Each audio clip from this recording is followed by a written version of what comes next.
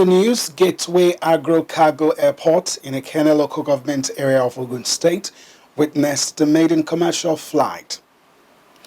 Police charges presidential candidates to caution parties' supporters against inciting comments. Israeli government and the Palestinian Authority announces a joint commitment to take immediate steps to an end to violence. And in sports, Manchester United claims their first trophy after 6 years' wait with victory over Newcastle United in the Carabao Cup final. This is MLC TV Global News, reaching you live from the city of Lokoja, the confluence state of Nigeria. I am Morno Balagubo. Thanks for joining us. The Gateway AGRO-CARGO Airport, located along Iperulishan Road in IKENNE local government area of Ogun State, witnessed a maiden commercial flight. Speaking at the aviation event, the Ogun State Governor, Dr. Abiodun, noted that the airport marked the actualization of a dream by former Governor Benga Daniel, adding that the development of the airport is in alignment of his administration's desire to provide a conducive atmosphere for industries to not only birth in the state, but to record success. Abiodun, who disclosed that the choice of the location would allow for easy access from different parts of the state, added that the eastern and the northern region of the country can also be accessed from the airport. The governor, who added that the country is currently pursuing strategies to promote the export of goods and services, noted that the Ogun State International AGRO-CARGO Airport will be critical in achieving the objective, while noting that the airport is part of an integrated development program aimed at unleashing the full potential of the state. He added that his administration is also currently pursuing the commencement of a dry port in Kajola in Ogun Central Senatorial District of the state. The state healthman added that his administration is also pursuing the construction of the Olokola port, disclosing that he has no doubt that the port will help to decongest the Apapa port. In his speech, the Vice President, Federal Republic of Nigeria, Professor Yemi Osibanjo, described the Gateway AGRO-CARGO Airport as a world-class project worthy of emulation. Osibanjo also disclosed that the Kajola dry port in the state will soon become operational in a few months' time. The VP noted that the state had taken a huge step in fulfilling the dreams of the forebearers to have a vibrant, modern and industrious community, described the AGRO-CARGO Airport as the dream of the state, which is the engine room of the nation's economy, commerce and business. The Minister of Aviation, Hadi Abubakar Sirika, in his remarks, disclosed that airports have a way of connecting business, noted that the airport is a product of people who sat down to think about what can be done to improve the socio-economic development of the people of the state. Sirika, who noted that the gains of the airport won't be seen at the moment, but in the future added that the gains of the airport with the ability to carry cargo from one place to another cannot be quantified. Edo State Governor Godwin Obaseki has said the Edo refinery in Ologo Ikpoba, Oka local government area of the state, was operating at 80% capacity and currently oversubscribed. The governor said this during an inspection of the companies operating in the Ologbo axis of the state, which plays host to a number of industrial concerns, including the refinery project and an ethanol production plant which is undergoing construction. Edo Refinery was developed by Edo Refinery and Petrochemical Company Limited, ERPC, with support from the state government through a memorandum of understanding. The statement read, "They can see that there was production going on at 80% at the plant's capacity, and they had been able to sign a crude oil contract with a private company that was supplying them crude. They were refining and they were able to sell." According to the governor, he said that they are encouraging people in the Gele axis to also come to invest in the opportunities of the gas there. They know that government is one that encourages private investment and provides the enabling environment for the people to come and invest. On his part, the Enoge of Ologbo-Dum, His Royal Highness Owen Ekenzua, commended the governor for his developmental strides, promising to work with the state government to ensure peace and security in the area. Meanwhile, Obaseki has said his administration in the past 6 years has focused on reforming all sectors of the state, sustaining the investment in education, infrastructure, technology, agriculture, security, amongst others, to improve the livelihoods of the people and achieve economic prosperity for the state. The chairman, Nigerian Union of Journalists, Borno State Council, Comrade Dauda Iliya, on behalf of the entire working journalists in the state, commiserate with the government and people of the state over the unfortunate fire disaster at Monday Market. The council also deeply sympathized with victims of the inferno that led to loss of property worth billions of naira belonging to hundreds of traders and the destruction of the entire market premises, urging all those affected to take it as an act of Almighty Allah and jointly continue to offer prayers against the reoccurrence of such calamity in the future. While commending the state governor for the emergency relief of 1 billion naira, NUJ is calling on the federal government and its agencies like the Northeast Development Commission and the national and international relief agencies and philanthropic organizations to immediately come to the aid of the victims. Dauda Iliya equally condemned in strong terms the attack on one of its members and secretary, Nigeria Association of Women Journalists, and her cameraman by hoodlums while carrying out their constitutionally assigned duty. Journalists at all times should not be target of attack, as the society needs them to be adequately informed on happenings around them, particularly during emergencies, crises, and pandemics. The union also commended the swift response by the military and rushing her to a medical facility for emergency medical care. And now to stories in politics. The Nigerian Police Force, in furtherance of the ongoing 2023 electoral exercise and consequent upon a series of intelligence reports, has deemed it necessary to charge presidential candidates of all political parties, most especially APC, PDP, LP and NNPP, to caution their party stalwarts and supporters to avoid making inciting comments capable of unnecessarily heating up the polity and creating undue excitement amongst the electorates and the general populace in the country. The NPF, in a statement by CSP Olumuyiwa Adejobi, Force Public Relations Officer, said, having assessed the trend of scaled-up expectations and psychological projections on the ongoing electoral process vis-a-vis collation of results, charges all presidential candidates as leading and respected figures in their respective political parties to seize the opportunity of this waiting period to emphasize the rule of law, respect for the Constitution, and constituted authority amongst their supporters, as we all owe a duty to ensure that the nation does not fall into anarchy on the basis of interest and sentiments. The force similarly reiterates the need to desist from mounting undue pressure on the electoral process vis-a-vis the Independent National Electoral Commission, the body which is constitutionally mandated with the conduct of elections and the announcement of results, as all hands are on deck to speedily conclude collation of the results and declare the winner. While commending the general populace and electorates for their patience thus far and largely lawful conduct around the country, the police therefore encourages presidential candidates to admonish their supporters to uphold the tenets of the peace accord recently signed for the smooth conduct of the 2023 general elections. The international election observers have commended the conduct of the ongoing presidential and National Assembly elections across the country.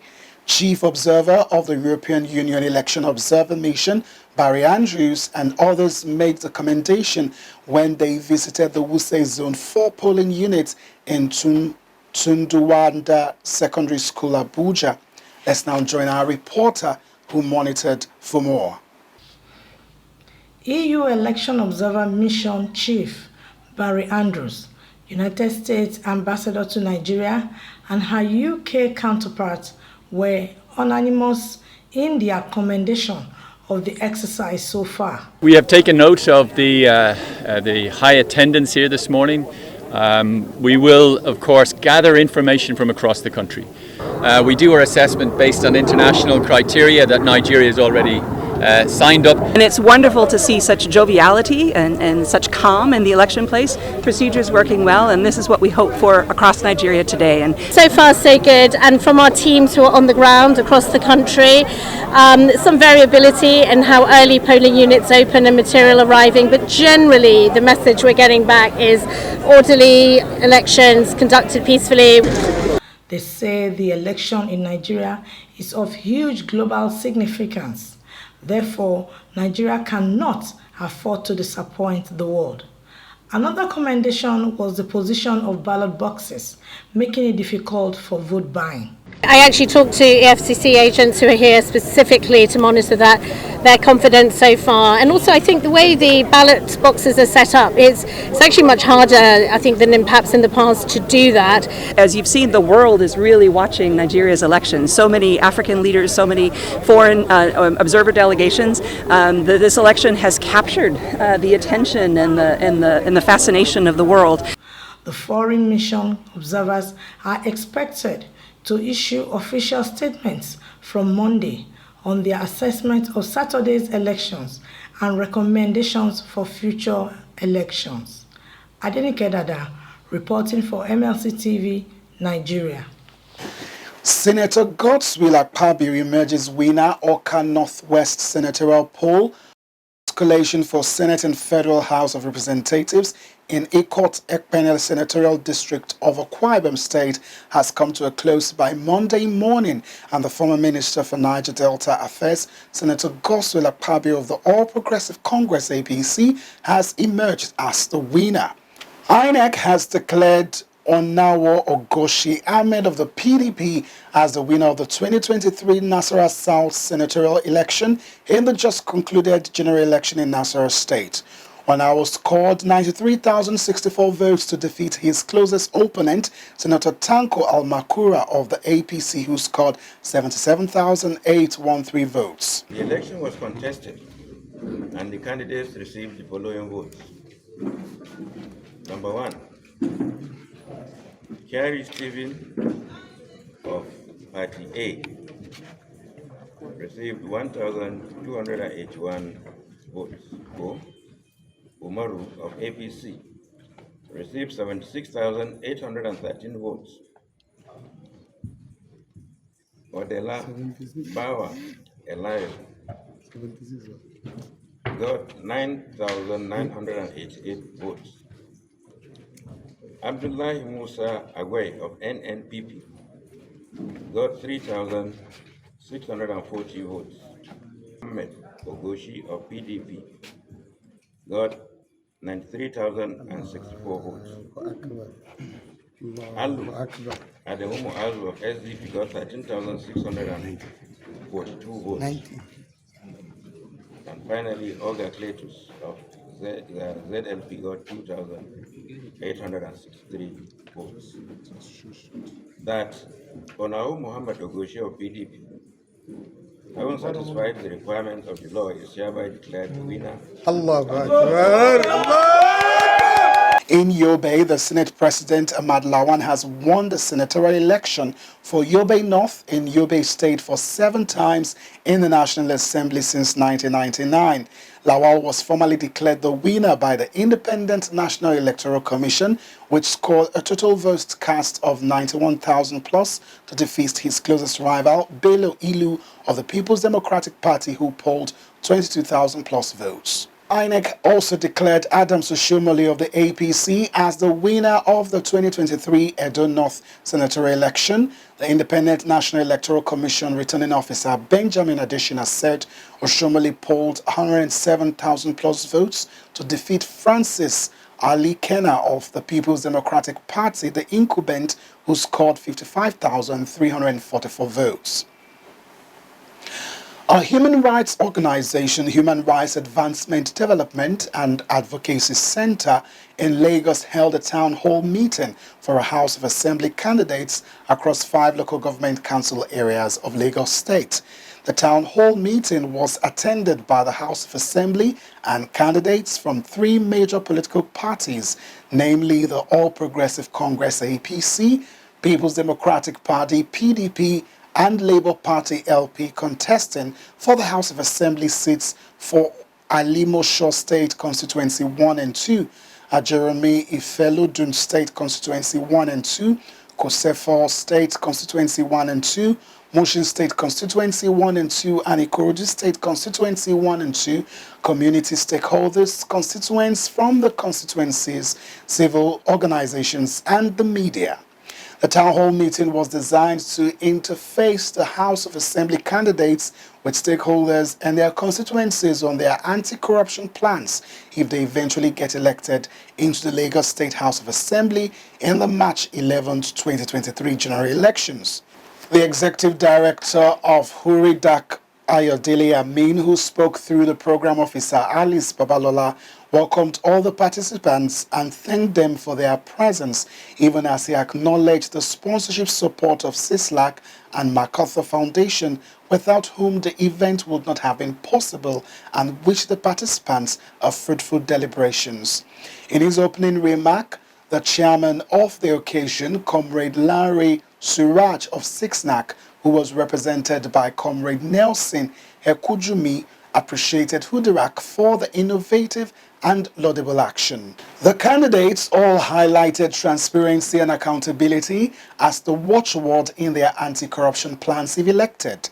They all promised to make public the financial status of their constituency as representative of the people if elected, so that they can be held accountable.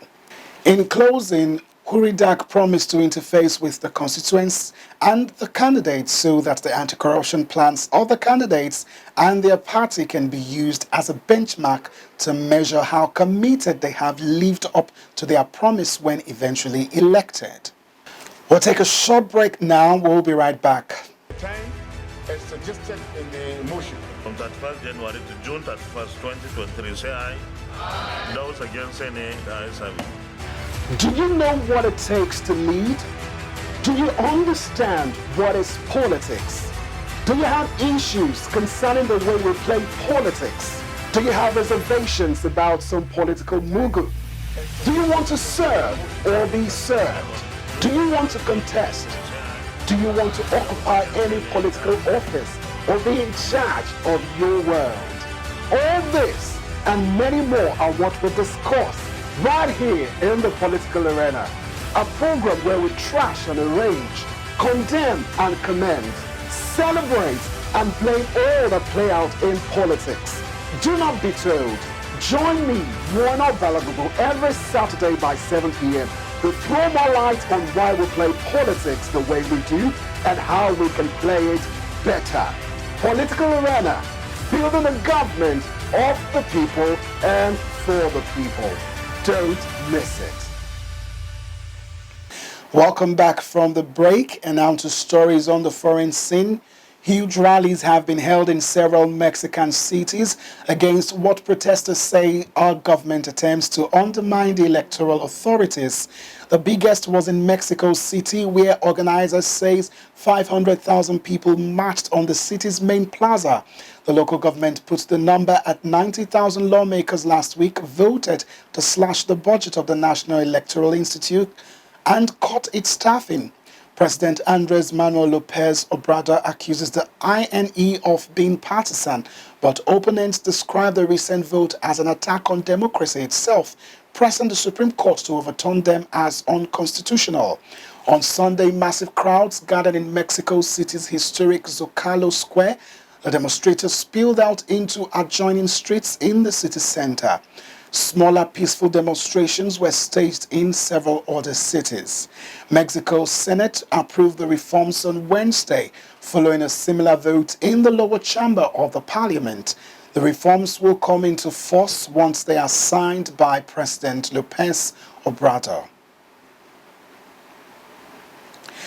The Israeli government and the Palestinian Authority have announced a joint commitment to take immediate steps to end a surge in violence. The move has emerged from rare talks in Jordan, also attended by the United States and the Egyptian officials. The meeting agreed to support confidence-building steps and to work towards a just and lasting peace.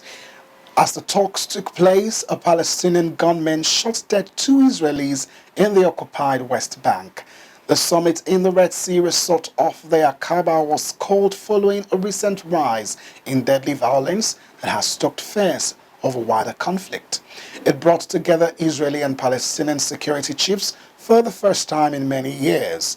The U.S. President's top Middle East advisor, Brett McGurk, was also present. The first point of the summit communique read, "The two sides, Palestinian and Israeli, affirmed their commitment to previous agreements between them and to work towards a just and a lasting peace." The 5 parties also agreed to hold further talks in Sharm el-Sheikh, Egypt, next month. The U.S. National Security Advisor Jake Sullivan said he welcomed the commitments made by both sides, adding that more work is needed in coming months to build a stable and prosperous future for Israelis and Palestinians alike. And now to sports news. Let's now join Jonah Malik for the sports update.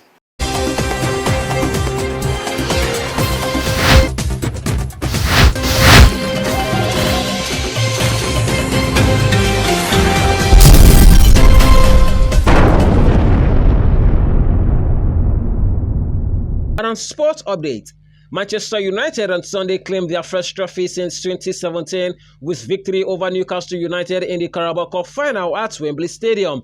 Newcastle United own weight for silverware stretching back to 1969 goes on after 2 goals inside 6 minutes in the first half established Manchester United's superiority and set them on their first success under manager Erik ten Hag. Casemiro broke the deadlock after 33 minutes of the game when he headed home Luke Shaw's free kick. His side doubled the advantage after Steven Botman deflected Marcus Rashford short out of the reach of Newcastle stand-in goalkeeper Loris Karius, deputizing for the suspended Nick Pope. It meant Manchester United were back in the honours after last testing success 6 years ago when lifting Europa League trophy under Jose Mourinho and also winning this competition in the same campaign. Still on sport and moving to tennis, British number 1 Cameron Norrie beat top seed Carlos Alcaraz in the thrilling Rio Open final to claim his 5th ATP single title on Sunday. The 27-year-old came from a set down to beat the Spaniards 5-7, 6-4, 7-5. The victory comes just 7 days after Norrie, ranked 13th in the world, lost to world number 2 Alcaraz in the final of the Argentina Open. It is Norrie's first title of 2023 and just his second on clay, having won the Lyon Open in 2022. And that's sports update on MLC TV News. I am Malik Jonah reporting. Back to Augusta for more stories.